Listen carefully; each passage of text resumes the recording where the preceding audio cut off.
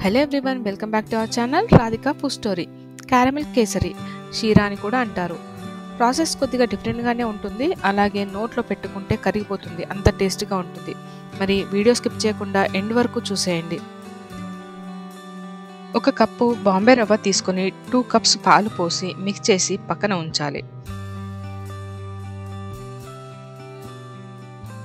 అలాగే 6 ఇలాచీ తీసుకొని పీల్ తీసేసి పౌడర్ చేసి ఉంచండి. ఒక ఫ్రైయింగ్ ప్యాన్లో 1 టేబుల్ స్పూన్ నెయ్యి తీసుకొని వేడయ్యాక 15 కాజుని తీసుకున్నాను. మీకు నచ్చిన డ్రై ఫ్రూట్స్ని తీసుకోవచ్చు. కాజుని ఖచ్చితంగా లో ఫ్లేమ్లోనే వేయించండి. ఇలా మంచి రంగు వచ్చే వరకు వేయించండి. కాజు ఎక్కువగా వేగితే చేదు అవుతాయి. వీటిని ఒక బౌల్లోకి ట్రాన్స్ఫర్ చేసుకోండి. అదే ఫ్రైయింగ్ ప్యాన్లో 1 కప్ షుగర్, అలాగే 3/4 కప్ గీ.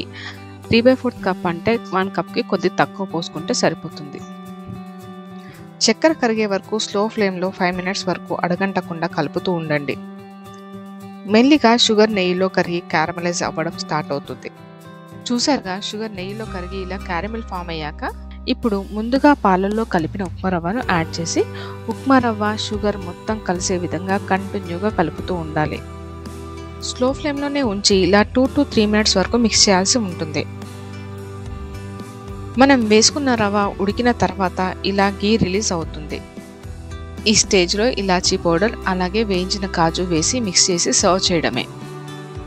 మరి రెసిపీ మీకు ఎలా అనిపించిందో తప్పక కమెంట్ చేయండి. వీడియోని మీ ఫ్రెండ్స్ అండ్ ఫ్యామిలీస్కి కూడా షేర్ చేసి subscribe to Radhika food story. Thanks for watching.